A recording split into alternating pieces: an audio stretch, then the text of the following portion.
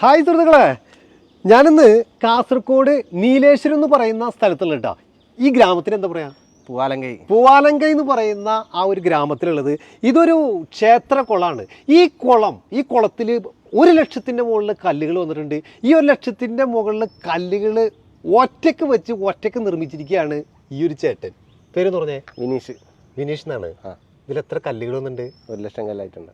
1,00,000 കല്ല് ഈ കൈ കൊണ്ട് വെച്ചതാണ് ഈ 1,00,000 കല്ല്. അതെ അതെ, ഓരോ കല്ലുകളും. അതെ. ഇത് നമ്മുടെ തന്നെ പ്ലാനിങ്ങിലാണോ ഇത് ഫുള്ള് ചെയ്തിട്ടുള്ളത്? ഇതിന്റെ ഏറ്റവും ആദ്യത്തെ അളവ് ആശാരി കുറ്റിയടിച്ച്, ബാക്കിയെല്ലാം എന്റെ പ്ലാൻ. കൈ നല്ല താമ്പാണ്. 1,00,000 കല്ല് വെച്ചാണ്. ഇത് ശരിക്കും ഒരു ക്ഷേത്ര കുളമാണ്. ഈ ക്ഷേത്രത്തിന് എന്താ പറയാ? ശ്രീ ശാസ്തമംഗലത്തപ്പൻ ശിവക്ഷേത്രം. ഇതിങ്ങനെ കുഴിക്കണം നമ്മുടെ ഈ ഒരു ക്ഷേത്രത്തിന്റെ കമ്മിറ്റി നമ്മളോട് പറയായിരുന്നു. അതെ. പിന്നെ ആ വെള്ളത്തിന്റെ കളറൊക്കെ എടുത്ത് പറയേണ്ടത് തന്നെയാണ്. നീല കളർ വെള്ളം എന്നാ പറയുന്നത്. ഇത് എത്രത്തോളം താഴ്ചയുണ്ട്? ഇത് ഒരു വലിയ തെങ്ങിന്റെ ഹൈറ്റിൽ ആഴമുണ്ട്. എത്ര മീറ്റർ ഉണ്ടാവും? ഒരു 16 മീറ്റർ ആഴം. 16 മീറ്റർ ആഴമുണ്ട്. ഈ 16 മീറ്റർ താഴത്തേക്കും ഇതേമാതിരി നമുക്ക് നടന്നു പോകാം. നടന്നു പോകാൻ പറ്റും. അതായത് വേനൽക്കാലത്ത് ഈ വെള്ളം വറ്റാറില്ല എന്ന് ചേട്ടൻ പറഞ്ഞു. വേനൽക്കാലത്ത് ഒരു 3 ആളെ വെള്ളം ഉണ്ടാവും. 3 ആളുടെ വെള്ളം ഉണ്ടാവും. ഈ പ്രദേശത്തൊക്കെ ഈ ഇപ്പം വരൾച്ചറിഞ്ഞത് സാധനമില്ല. ഇല്ല. ഈ പ്രദേശത്ത് ഇപ്പൊ വരൾച്ചില്ല എന്ന് പറയുമ്പോൾ ഈ കുളം നിർമ്മിക്കുന്നതിന് മുന്നേ വെള്ളം കുറയാറുണ്ട്. വെള്ളം ഇവിടെ വന്നതോട് കൂടിയിട്ട് ഈ പ്രദേശത്തെ കിണറിലുള്ള വെള്ളമായി. ഇപ്പൊ വേനൽക്കാലത്ത് പറ്റാറില്ല. ചേട്ടൻ പറഞ്ഞിരുന്നു ഇത് 1,00,000 കല്ലാണ്, ഞാൻ ഒറ്റക്കാണ് ഇത് ഓരോ കല്ലുകൾ വെച്ചെന്നുള്ളത്. എത്ര കാലം കൊണ്ടാണ് ഇത് വെച്ചത്? എത്ര വർഷം എടുത്തിട്ടുണ്ട്? 1 വർഷം എടുത്തിട്ടുണ്ട്. 1 വർഷം എടുത്തിട്ടാണ് ഈ ഒരു കുളം നിർമ്മിച്ചിട്ടുള്ളത്. ഇതിന് എത്ര ചെലവ് വന്നിട്ടുണ്ടാവും? ഏകദേശം ഒരു 80 ലക്ഷത്തോളം. 80 ലക്ഷം രൂപ ചെലവിലാണ് ഈ ഒരു കുളം നിർമ്മിച്ചിട്ടുള്ളത്. പിന്നെ ഈ ഒരു കുളത്തിന്റെ പ്രത്യേകത എന്ന് പറഞ്ഞാൽ എത്ര ആൾ വന്നാലും കുളിക്കാൻ പറ്റും. കാരണം ഒരൊറ്റ വഴി മാത്രമല്ല കുളിക്കാനുള്ള ഒരു കടവുള്ളത്. ഇവിടേക്ക് ഇതിനൊക്കെ ഇറങ്ങാം, ഇതുവഴിയൊക്കെ താഴെ വരെ ഇറങ്ങാം. അതേമാതിരി തന്നെ ഓരോ വഴികളല്ലേ ചേട്ടാ? ഓരോ വഴികൾ ഇറങ്ങാം. കല്ല് എന്ന് പറയുന്നത് നിങ്ങളുടെ ഒരു കാസർഗോഡ് കല്ല് ഒരു 1.5 കല്ലാണ് കേട്ടോ അല്ലേ? എന്ത് ഭംഗിയെന്നറിയോ? അപ്പോൾ ഇതേമാതിരി ഇങ്ങനെ താഴേക്ക് ഇറങ്ങാൻ പറ്റും. ഓരോ പടവുകളും നമുക്ക് കാണാം. കുഴിച്ചാടനെ ഒരു 3 ആളെ വെള്ളം വന്നിട്ടുണ്ടായിരുന്നു കുഴിച്ച സമയത്ത്. അതെ, ഇത് നമുക്ക് കുറച്ച് അറിയാൻ കുറച്ച് ലേറ്റായി പോയിട്ടാ. കാരണം ഈ ചേട്ടൻ നിർമ്മിച്ചിട്ട് എത്രയായിന്ന് പറഞ്ഞത്? 1 വർഷമായി. ഇവിടെ നോക്കിയേ, ഇതേ മാതിരി നമുക്ക് ഇറങ്ങി പോവാം. ഇത് ചെങ്കല്ലിലാണ് ഈ ഒരു കുളം നിർമ്മിച്ചിട്ടുള്ളത്. ഈ കല്ലുകളൊക്കെ ശരിക്കും എവിടുന്നാണ് ചേട്ടൻ ശരിക്കും കൊണ്ടുവന്നിട്ടുള്ളത്? ഇത് കാസർഗോഡൻ കല്ലാണ്. കാസർഗോഡ് ഇവിടുന്ന് തന്നെ കട്ട് ചെയ്തിട്ടുള്ള നമ്മുടെ ആ ഒരു കോറികളിൽ നിന്ന് കട്ട് ചെയ്തെടുത്ത കല്ലാണ് നമ്മൾ കണ്ടുകൊണ്ടിരിക്കുന്നത്.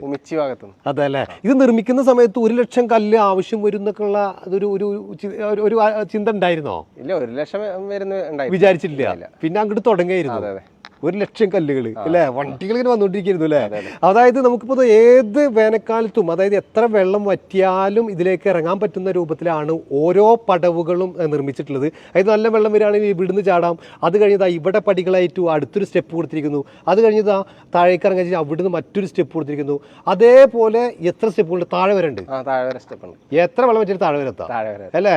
ആ രൂപത്തിലാണ് ചെയ്തിട്ടുള്ളത്. ഇതിന്റെ ഒരു ഫിനിഷിംഗ് എന്ന് പറഞ്ഞു കഴിഞ്ഞാൽ എടുത്ത് പറയേണ്ടത് തന്നെ. കാരണം അത്രമാത്രം ഫിനിഷിങ്ങിലാണ് ഓരോ കല്ലുകളും വെച്ചിട്ടുള്ളത്. ഒരു കല്ല് പോലും പുറത്തേക്ക് ഇങ്ങനെ തള്ളി നിൽക്കുന്നില്ല അല്ലേ? അത് നമ്മൾ അത്രയും നോക്കിയിട്ട് എന്നുള്ള രൂപത്തിൽ ഒരു ദിവസം എത്ര കല്ല് വരെ നമുക്ക് അടക്കാൻ പറ്റിയിട്ടുണ്ടായിരുന്നു? അത് ഒരു 10-300 വരെ വരൂല്ലേ? 300 വരും, 500 വരും, 200 വരും. ഓരോ ദിവസം ഒരേ ഏരിയ മാതിരിയാണ് അല്ലേ? ഇത് ശരിക്കും വേനൽക്കാലത്ത് ഇത്ര തെളിവുണ്ടായിരുന്നോ? വേനൽക്കാലത്തും തെളിവുണ്ട്. അതെ അല്ലേ? ഇപ്പൊ കുറച്ച് കഴിഞ്ഞാൽ കുട്ടികളെ കൊണ്ട് ചാടി മറിയുന്നു. അപ്പൊ കലങ്ങുന്നില്ല? ഇല്ല, കലങ്ങൂല. അടിയിലേക്ക് ചളിയിലേക്ക് എത്തൂലല്ലോ. ഇല്ല, കാരണം ചളിയിലെത്തുമ്പോഴല്ലേ കലങ്ങുള്ളൂ അല്ലേ? എത്ര ആളുകൾ വന്ന് കുളിച്ചാലും ഒരു കലങ്ങലൊന്നും സംഭവിക്കാറില്ല അല്ലേ? ഓ, അടിപൊളി. ഇത് ആദ്യത്തെ കുളമാണോ അതോ മുന്നേ ചെയ്തിട്ടുണ്ട്? വേറെ എന്റെ ഫസ്റ്റ് കുളമാണ്. അതല്ലേ? 1.5 കുളം തന്നെ ആയി. ഈ കല്ലുകൾ പോളിഷ് ചെയ്തിട്ടുണ്ട് അത്രയും ഭംഗി. ഈ സൈഡ് പോളിഷ് ചെയ്തിട്ടുണ്ട്. അതുപോലെ തന്നെ ഇതിന് സിമെന്റ് എന്തെങ്കിലും ഉപയോഗിച്ചിട്ടുണ്ടോ? സിമെന്റ് ഇല്ല, ഒന്നും ഉപയോഗിച്ചിട്ടില്ല. ലോക്ക് സിസ്റ്റമാണ്. ഇത്രയും കല്ലുകൾ അടക്കാൻ സിമെന്റ് ഒന്നും ഉപയോഗിച്ചിട്ടില്ല. ഈ മതിലിന് മാത്രമാണ് സിമെന്റ് ഉപയോഗിച്ചിട്ടുണ്ട് അല്ലേ? ഒക്കെ അടക്കി വെച്ചിരിക്കുകയാണ്. ഒരിക്കലും തിളക്കില്ല എന്ന് പറഞ്ഞല്ലേ? ഞങ്ങളുടെ വന്ന സമയത്ത് നല്ല മഴയായിരുന്നു കേട്ടോ. ആ മഴയത്ത് ആ ഒരു കുളം കാണാൻ ഒരു പ്രത്യേക ഭംഗിയായിരുന്നു. കാരണം ആ നീല വെള്ളത്തിലേക്ക് ആ മഴത്തുള്ളികൾ ഇങ്ങനെ അടുക്കുമ്പോൾ ഒരു ഭംഗി എടുത്ത് പറയേണ്ടത് തന്നെയാണ്. അത് കുറേ നേരം ഇങ്ങനെ ആസ്വദിച്ചതിന് ശേഷമാണ് നമ്മൾ വീഡിയോ എടുക്കാൻ തന്നെ ഇറങ്ങിയിട്ടുള്ളത്. ശരിക്കും ഈ കല്ലുകൾ, അതായത് ഈ വെട്ടുകല്ലുകൾ നമ്മൾ കണ്ടുപിടിക്കുകയാണ്, അതായത് ചെങ്കല്ല്, ഈ ചെങ്കല്ലുകൾ എല്ലാ ചെങ്കല്ലും ഇതിന് പറ്റുമോ? അതൊരു പ്രത്യേക തരം ചെങ്കല്ലാണോ ഇത്? ശരിക്കും ഇത് മേൽപ്പാറ കല്ലാണ്. മേൽപ്പാറ കല്ലുകളാണ് കംപ്ലീറ്റ് ഉപയോഗിച്ചത്. ഈ 1,00,000 കല്ലുകൾ മേൽപ്പാറ കല്ലാണ്. അപ്പോൾ ചേട്ടൻ പറഞ്ഞിരുന്നു ഈ ഒരു കുളം ഒറ്റയ്ക്ക് നിർമ്മിച്ചാന്ന്. ഒറ്റയ്ക്ക് എന്ന് പറഞ്ഞു കഴിഞ്ഞാൽ ഓരോ കല്ലുകളും ചേട്ടൻ മാത്രം എടുത്ത് വെച്ചിട്ട് നിർമ്മിച്ചാന്ന് പറഞ്ഞു. അപ്പോൾ ചേട്ടൻ മാത്രം പറഞ്ഞാൽ ഈ കല്ലുകൾ കംപ്ലീറ്റ് സെറ്റ് ചെയ്ത് ചേട്ടനാണ് അതിങ്ങോട്ട് കൊണ്ടുവരാൻ ഹെൽപ്പറുണ്ടായിരുന്നു മാത്രം അല്ലേ? കല്ലുകൾ എത്തിച്ചേരും നമ്മുടെ കൈ കൊണ്ടാണ് എല്ലാം വെച്ചിട്ടുള്ളത് ഒറ്റക്ക് അല്ലേ? അങ്ങനെ തന്നെയാണ്. അപ്പൊ എന്താ സുഹൃത്തുക്കളെ, നമ്മളിങ്ങനെ ചാടി കുളിക്കാൻ പോവാണ്. ഈ നീല വെള്ളം കാണുമ്പോൾ എങ്ങനെയാണ് ചാടാതെ പോവാന്നുള്ളതാണ്. അപ്പൊ എന്താ സുഹൃത്തുക്കളെ, നമ്മുടെ ഈ ഒരു വീഡിയോ ഇവിടെ അവസാനിക്കുകയാണ്. മറ്റൊരു വീഡിയോയുമായിട്ട് വീണ്ടും കാണാം. ബൈ.